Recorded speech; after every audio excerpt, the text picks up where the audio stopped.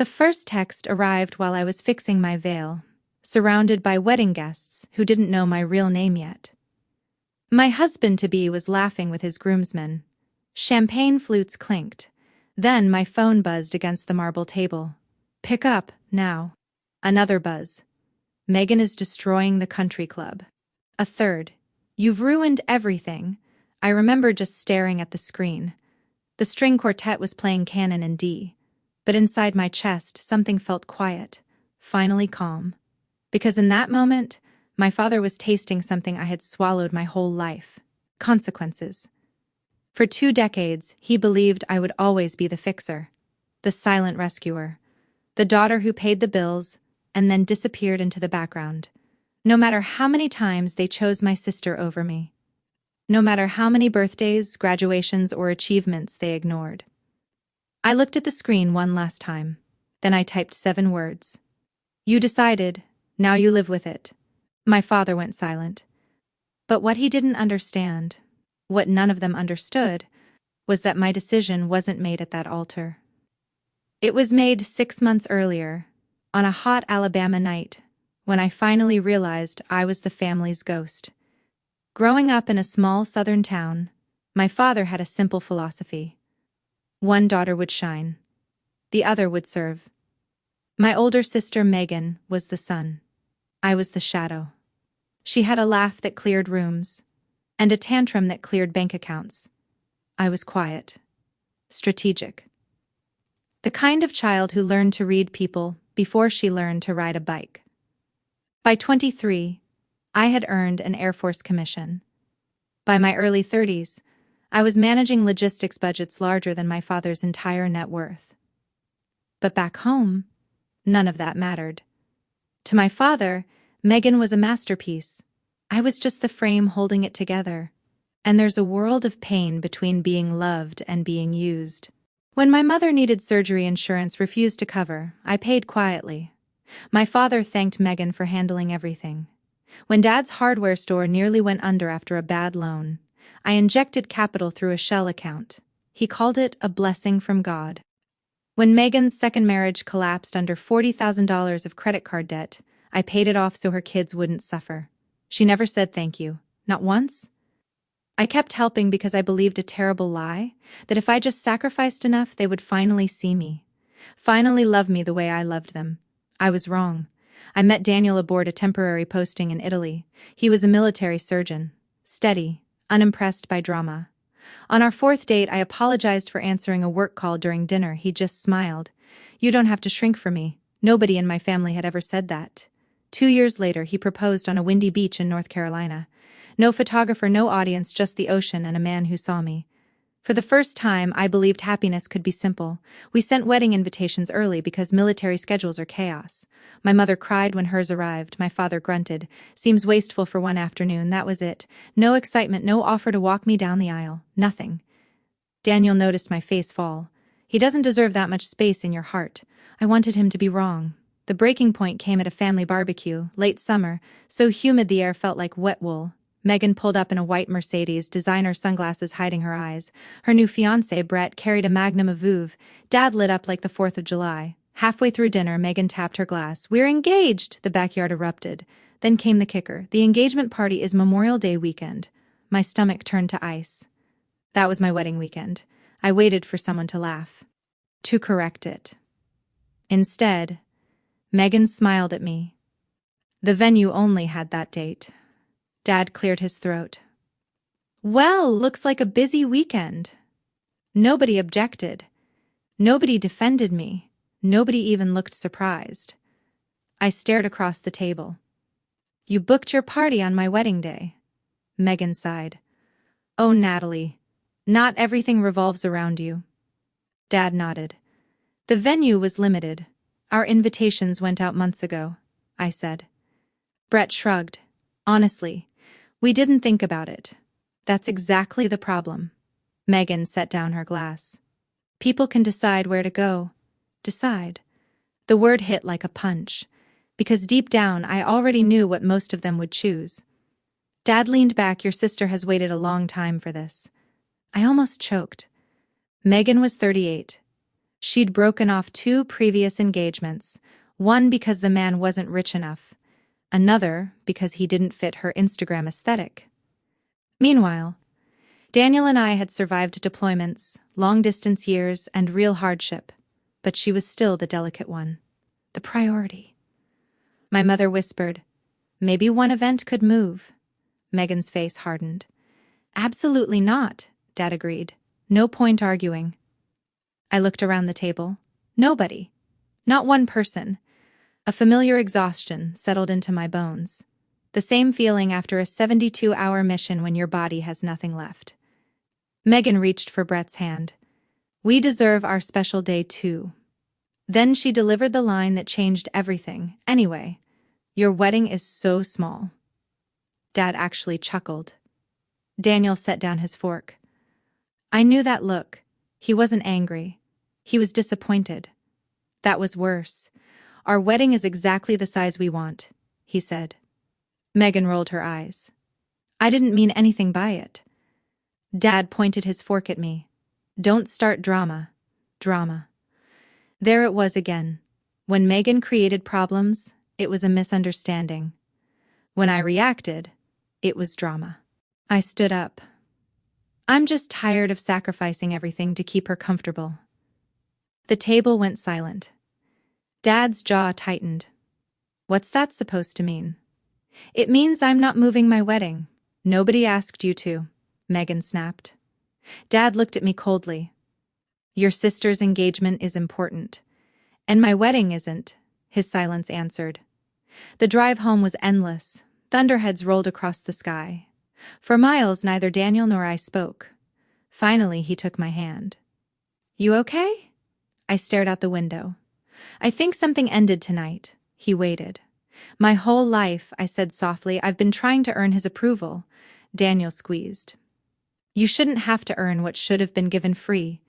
The truth hurt, because it was undeniable. Over the next month, the family group chat became a Megan engagement party infomercial. Photos of dresses, flower arrangements, catering menus. Every day something new. My wedding was never mentioned. Not once. Then the call started. "Aunt Carol, honey, could you postpone a few weeks?" Thousands in deposits. Flights booked. Hotels reserved. But my plans were supposed to move.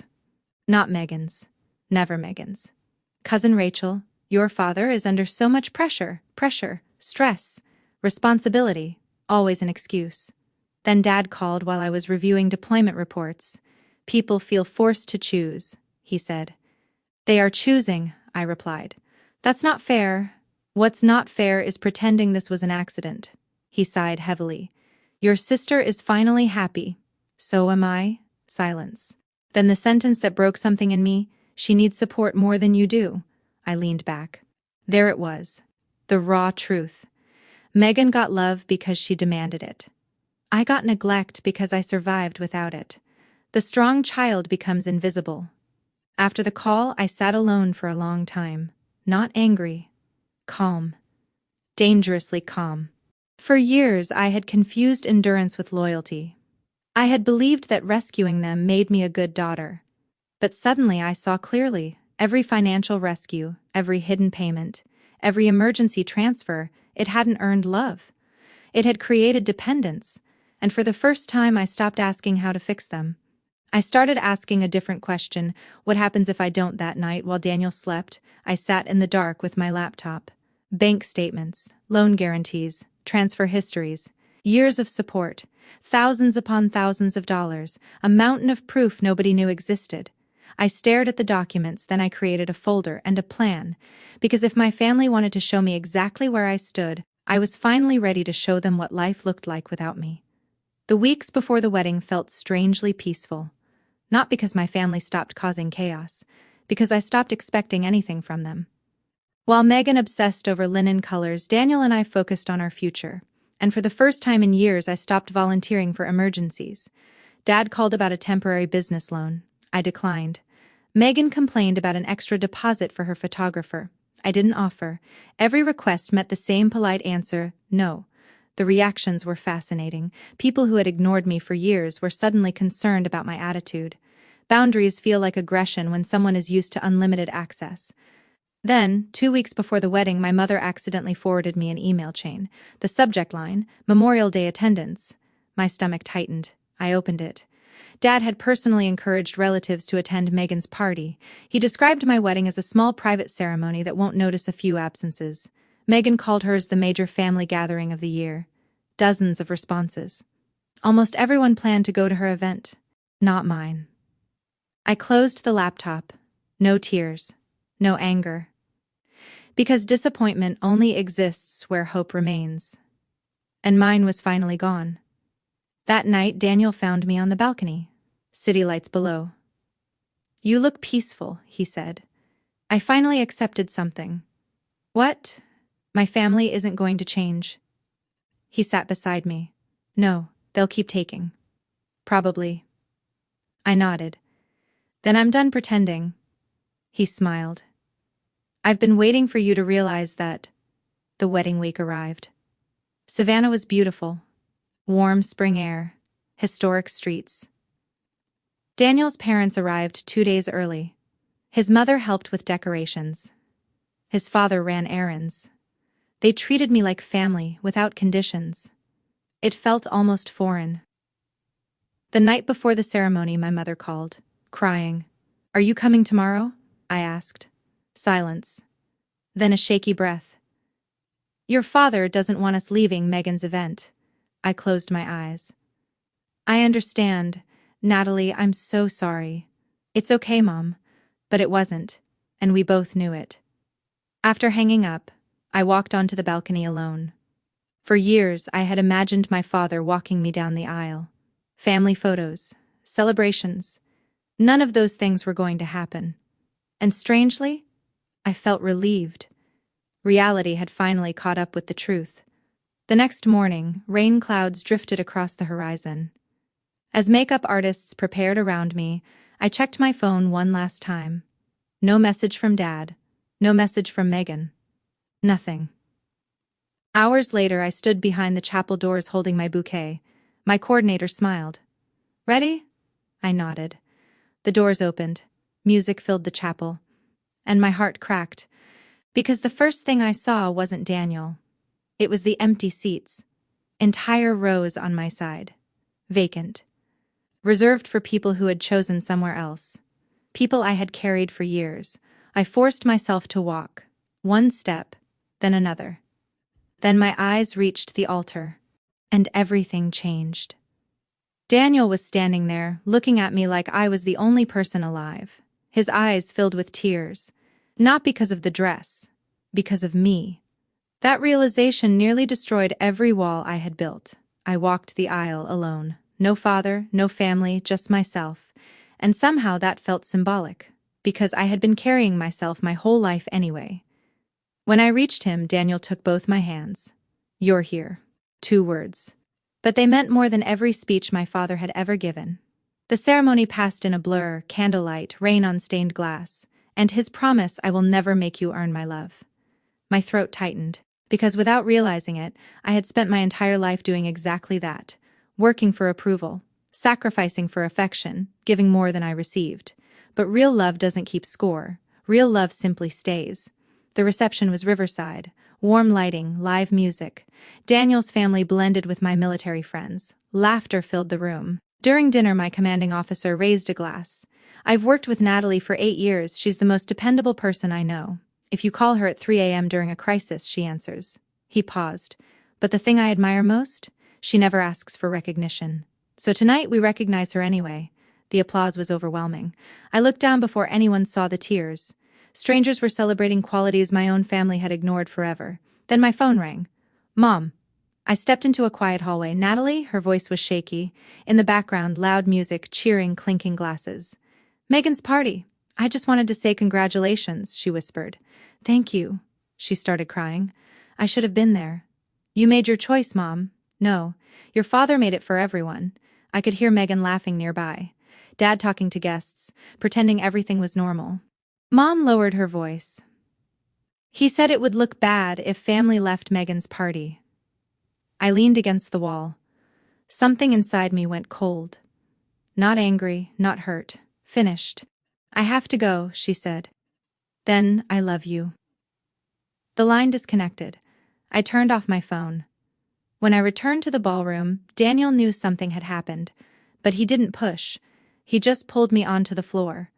The band was playing a slow song. He wrapped his arms around me. What happens if your father never changes? He asked quietly. I thought about it. Then I gave an answer that surprised even me. Then he loses me. Daniel nodded. That was it. No drama, just truth. Hours later, guests gathered for the cake cutting. The photographer adjusted his lens. Someone yelled for a kiss. Daniel laughed. Then my phone vibrated. Once, twice, 3 times. I frowned. The phone was supposed to be off. Dad, call me now. Then, what did you do? Then, Megan is hysterical. My heartbeat slowed. Not faster. Slower. Because suddenly the plan had worked. Months earlier, after my family chose Megan over me, I had stopped planning for reconciliation. I started planning for freedom. Every hidden payment. Every emergency transfer. Every debt I quietly covered. I documented everything.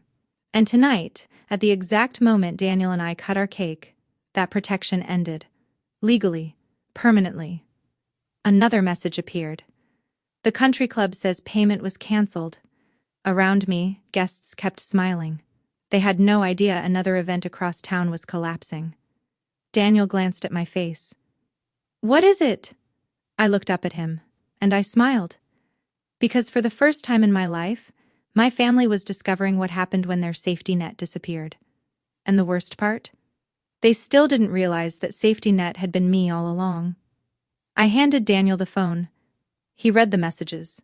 What payments are they talking about? I exhaled. All of them. The engagement party, the business loans, the mortgage, Megan's debts. Everything. For years, my father believed his financial problems had magically solved themselves. Bills got paid. Deadlines got extended. He called it luck. He called it perseverance. Sometimes he called it a blessing. The truth was simpler. It was me. Every time. 6 years ago, Dad's business nearly collapsed. I stepped in. Then Megan's divorce finances fell apart. I stepped in. Then came tax problems, medical bills, school tuition, mortgage shortages. Every crisis ended the same way. I paid, and nobody noticed. At first, I didn't mind. Family helps family. But over time, the more I sacrificed, the more entitled they became. Eventually, my support became invisible, not appreciated, expected. When Megan booked her engagement party on my wedding day, something inside me woke up. For the first time, I stopped asking how to save them. I asked whether they deserved saving at all. 3 months before the wedding, I scheduled one email. A single email set to send automatically at 8:45 p.m. on my wedding night. The exact moment we cut the cake. Recipients: Dad, Megan, Brett, their attorney, the country club, several lenders. Attached: years of proof. Bank transfers, loan guarantees, payment histories. Every dollar I had spent protecting people who barely acknowledged my existence. Daniel stared at me. You carried all of that alone? I smiled sadly. Most of it. My phone rang again. Dad. This time I answered. Chaos exploded through the speaker. Shouting. Crying. Megan furious.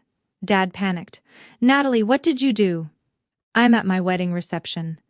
The country club says the payment account was cancelled. Correct. Silence. Then confusion. What account? That question almost broke my heart. Because even now, he still didn't know. After all those years. After everything. He genuinely had no idea where the money came from. You thought your business survived on its own? I asked quietly. Nothing. Just silence. Then Brett's voice in the background. Wait, what does she mean? Megan snapped. She's exaggerating. Same old Megan. Deny. Deflect. Blame. Dad's voice lowered. The email, Natalie. What is all this? There it was. The exact second my father finally saw me. Not as the dependable daughter. Not as the backup plan. Not as the emergency contact. But as the person who had been holding everything together. I paid your tax debt 3 years ago. Silence. I covered the second mortgage when refinancing failed. More silence. I paid Megan's tuition debt. I funded her son's education account. Brett's stunned voice. You paid for what apparently Megan hadn't shared that information. An argument erupted behind him. Dad sounded smaller now. Older. You were paying for all of it? I stared through the ballroom window at the river reflecting city lights. Then I finally said the words I had waited years to say. You chose your favorite daughter. So I stopped paying to be treated like your least favorite one. The line went completely silent. Then the shouting started again. But this time, it wasn't directed at me. It was directed at each other. For the first time in my life, I wasn't responsible for cleaning up the mess. And it felt incredible. The fallout was swift. By morning, Brett had left the engagement party. Within days, the relationship ended. Apparently, discovering your fiancé's financial stability depended on her younger sister wasn't attractive. Dad's business creditors began calling. Old obligations resurfaced. The mortgage problems returned. Everything I had quietly protected them from came back at once. Meanwhile, Daniel and I spent our honeymoon walking beaches. Feeling something I hadn't felt in years. Peace. Not revenge, not victory. Peace. One evening, my mother called again. She sounded exhausted. Your father isn't sleeping. I leaned against a balcony overlooking the ocean. What do you want me to do about that? Long silence. Then she whispered, He's ashamed. That hurt more than anger ever could, because shame meant he finally understood. 3 months later, Dad sold the house. The same backyard where Megan announced her engagement now had a for sale sign. The business downsized. Megan moved into a smaller apartment. Relatives slowly learned the truth. Phone calls arrived, apologies, shock, regret. Most claimed they had no idea, maybe they didn't. But ignorance doesn't erase participation. Daniel and I settled into our new home after my reassignment. For the first time in my adult life, I stopped waiting for a family emergency. Then, one rainy evening, a knock on the front door. I already knew who it was. Dad stood on the porch. He looked older, smaller. The confidence he once carried was gone. For several seconds, neither of us spoke. Then he quietly asked, Can I come in? We sat across from each other in the living room. Rain tapped against the windows. Finally, he spoke. I didn't understand. You never asked for help. There it was. The misunderstanding that had shaped my entire life. I looked directly at him. So you assumed I didn't need love? His eyes filled. No, but that's what happened. He lowered his head. I thought Megan was more fragile. I almost laughed. Fragile? The woman who manipulated every room she walked into. The woman everyone protected. Meanwhile, I survived deployments, crises, and years of neglect. Yet somehow I was expected to carry everything quietly forever. Dad's voice cracked. Why didn't you tell me what you were doing? For the first time, I answered honestly. Because I wanted a father who loved me before he knew what I could provide. The room went silent. Then something happened I never expected. My father cried. Not dramatically, just quietly. The way broken people cry when they finally face the truth. After several minutes, he whispered, Strong daughters still need their fathers. Don't they? My throat tightened. Yes. A tear slipped down his cheek. I wish I'd known. So do I. When he finally stood to leave, neither of us pretended everything was fixed. Some wounds heal. Others just become part of you.